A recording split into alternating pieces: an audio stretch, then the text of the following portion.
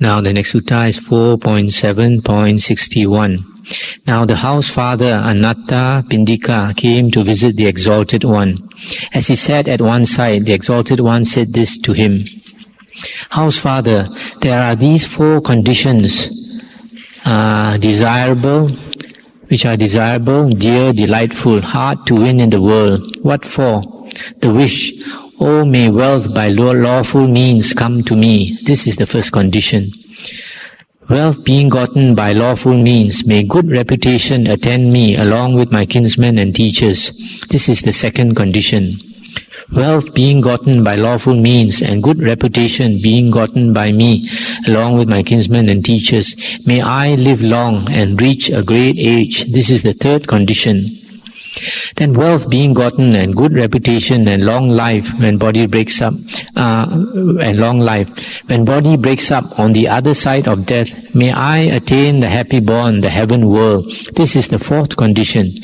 These, house father, are the 4 conditions which is desirable, dear, delightful, hard to win in the world. I'll just stop here for a while.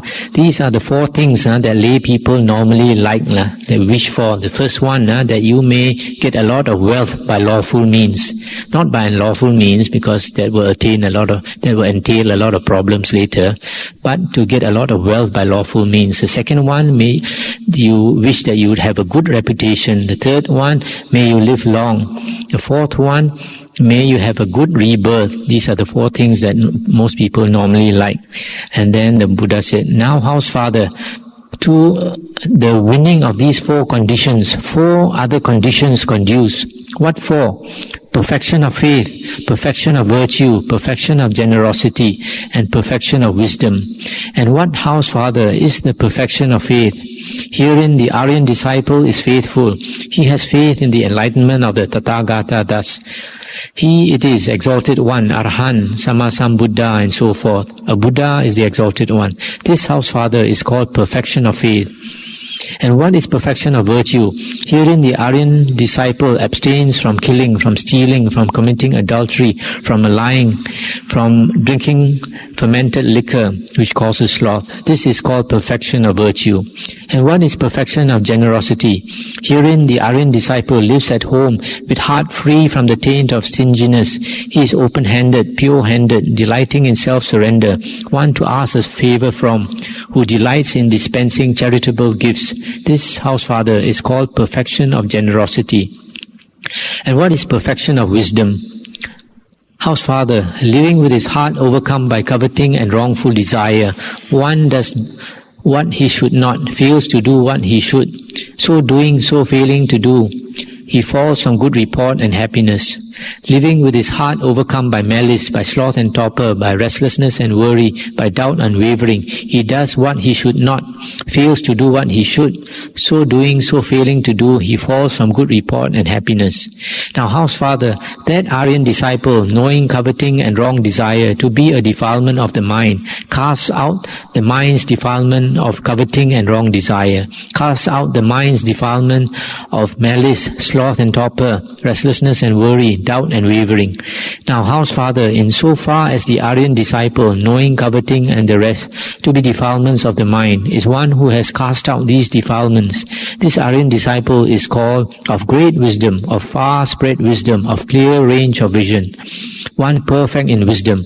These 4 conditions, house father, conduce to the realization of the before said 4 conditions, which are desirable, dear, delightful, and hard to win in the world. I'll just stop here for a while to recapitulate the 4 factors. The Buddha said, if we want those earlier things which are desirable, there are 4 things that we should cultivate. The first one is faith, to have faith in the Buddha. The second one is to have virtue, meaning to keep the precepts, the 5 precepts. Third one is to be generous, one who is open-handed, likes to give. The fourth one is perfection of wisdom. This perfection of wisdom is basically to abandon the 5 hindrances. To abandon the 5 hindrances means to get samadhi. So you see here is very clear that perfection of wisdom is to develop the mind, to have samadhi bhavana, so that the 5 hindrances are abandoned. and the 5 hindrances are abandoned, is mentioned elsewhere when we get one-pointedness of mind, when the jhana is attained, and then that is the condition for wisdom.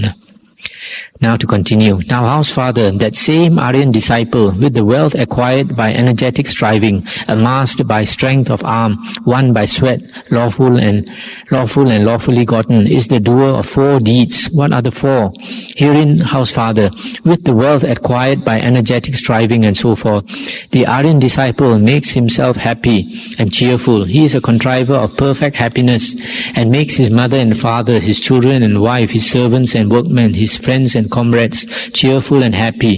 He is a contriver of perfect happiness. This house father is the first opportunity seized by him, turned to merit, and fittingly made use of. Then again, house father, the Aryan disciple, with the wealth acquired by energetic striving, amassed by strength of arm, won by sweat, lawful and lawfully gotten, with that wealth he makes himself secure against all misfortunes whatsoever, such as may happen by way of fire, water, the Raja, a robber, an ill-disposed person, or an expectant heir. He takes steps for his defense, he makes himself secure. This house father is the second opportunity seized by him, turned to merit, and fittingly made use of. Again, house father, with the wealth acquired by energetic striving, lawfully gotten, the Aryan disciple is a maker of the 5-fold offering, namely to relatives, to guests, to departed ghosts, to the Raja, and to the Devas. This is the third opportunity seized by him, turned to merit, and fittingly made use of. Then again, house father, with the wealth acquired by energetic striving, etc., the Aryan disciple offers a gift to all such recluses and Brahmins as abstain from sloth and negligence, who are bent on kindness and forbearance, who tame the oneself, calm the oneself, cool the oneself. To such he offers a gift which has the highest results, a gift heavenly, resulting in happiness and leading to heaven. This is the fourth opportunity seized by him, turned to merit, and fittingly made use of. So, house father, this same Aryan disciple, with the wealth acquired by energetic striving, lawfully gotten, etc., is a doer of these 4 deeds of merit. If the wealth of anyone be spent without these 4 deeds of merit, such wealth is called wealth that has failed to seize its opportunity, failed to win merit, unfittingly made use of. But house father, if the wealth of anyone be spent on these 4 deeds of merit, then it is called wealth that has seized its opportunity, turned to merit, and is fittingly made use of. That's the end of the sutta. Now, this is a very interesting sutta for lay people, especially. First, the Buddha is telling us the four things which everybody wants. Then, secondly, the Buddha is saying what are the conditions that you must practice to attain what you want in the world.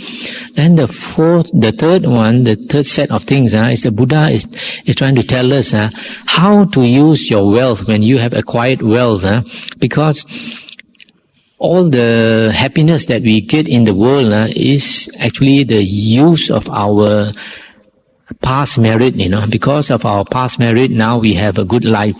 But if you keep on enjoying life, you are using up all your good karma. So it's very important to put back into your karma bank all the meritorious deeds. If you continue to do meritorious deeds, you are storing up the good karma in your karma bank.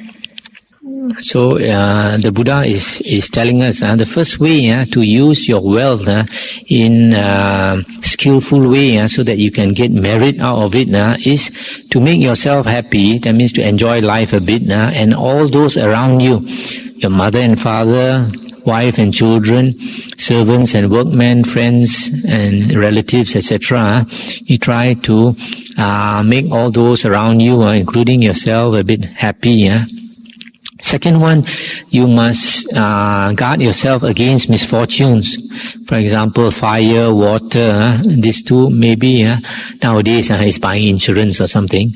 And then the Raja, that means you have to be careful. In those days, the Raja could seize your property. So sometimes you have to be nice to the Raja, buy him a present now and then.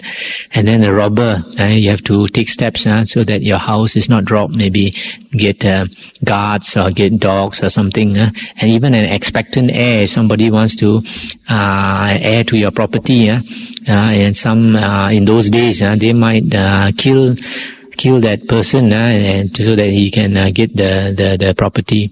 Then the third one is to make the fivefold offering to relatives, to guests, to the departed. Departed meaning you do some good deeds and you transfer merit to them. But it is mentioned elsewhere in some other sutta that they used to offer things to the departed and burn them.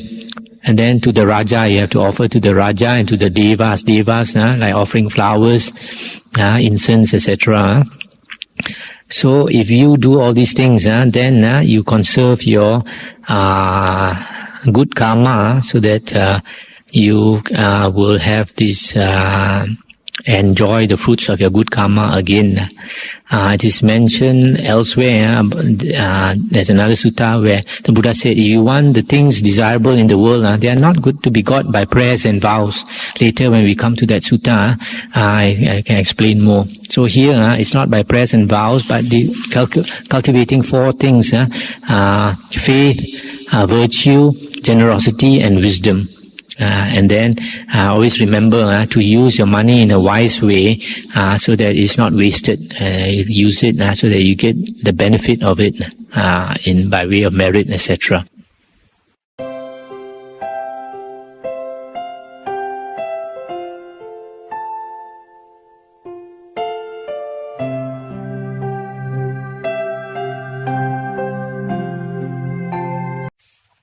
Now we come to Sutta number 4.7.62 on the Book of the Force, or Chapter of the Force. Now the house father Anathapindika came to visit the Exalted One. As he sat at one side, the Exalted One said this to the house father Anathapindika: House father, there are these four kinds of bliss to be won by the householder who enjoys the pleasures of sense from time to time, and when occasion offers. What for? The bliss of ownership, the bliss of wealth, the bliss of deathlessness, the bliss of blamelessness. And what, house father, is the bliss of ownership?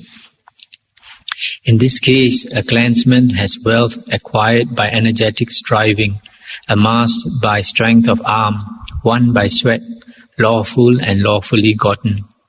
At the thought, wealth is mine, acquired by energetic striving, amassed by strength of arm, won by sweat, lawful and lawfully gotten. Bliss comes to him, satisfaction comes to him. This, house father, is called the bliss of ownership. And what is the bliss of wealth? In this case, house father, a clansman, by means of wealth acquired by energetic striving, amassed by strength of arm, won by sweat, lawful and lawfully gotten, both enjoys his wealth and does meritorious deeds therewith. At the thought, by means of wealth acquired, I both enjoy my wealth and do meritorious deeds. Bliss comes to him, satisfaction comes to him. This, house father, is called the bliss of wealth. And what is the bliss of deathlessness? In this case, a clansman owes no debt, great or small, to anyone. At the thought, I owe no debt, great or small, to anyone. Bliss comes to him, satisfaction comes to him. This, house father, is called the bliss of deathlessness. And what is the bliss of blamelessness? In this case, house father, the Aryan disciple is blessed with blameless action of body, blameless action of speech, blameless action of mind. At the thought, I am blessed with blameless action of body, speech and mind. Bliss comes to him, satisfaction comes to him. This is called the bliss of blamelessness. Such, house father, are the four kinds of bliss to be won by the householder who enjoys the pleasures of sense from time to time when occasion offers. That's the end of the sutta. You see, in this sutta, the Buddha said that lay people can enjoy these few things. The first two is the bliss of ownership and the bliss of wealth. They are related. Firstly, the first one, the bliss of ownership, is because a person, because of energetic striving by his own sweat, he has lawfully gotten all these things that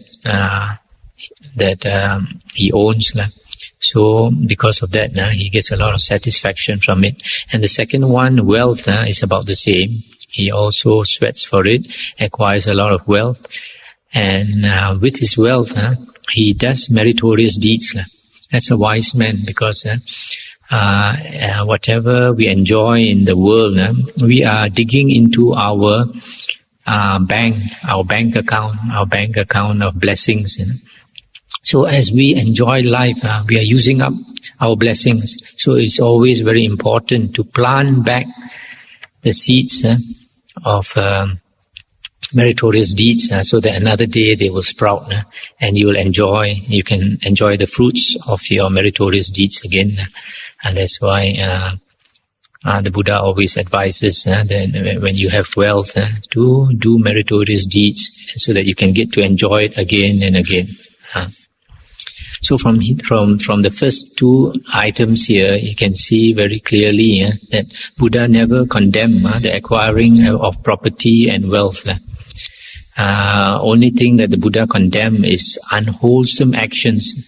If we do unwholesome actions to acquire property or wealth, or use the property or wealth to do unwholesome actions, then the Buddha would condemn such action.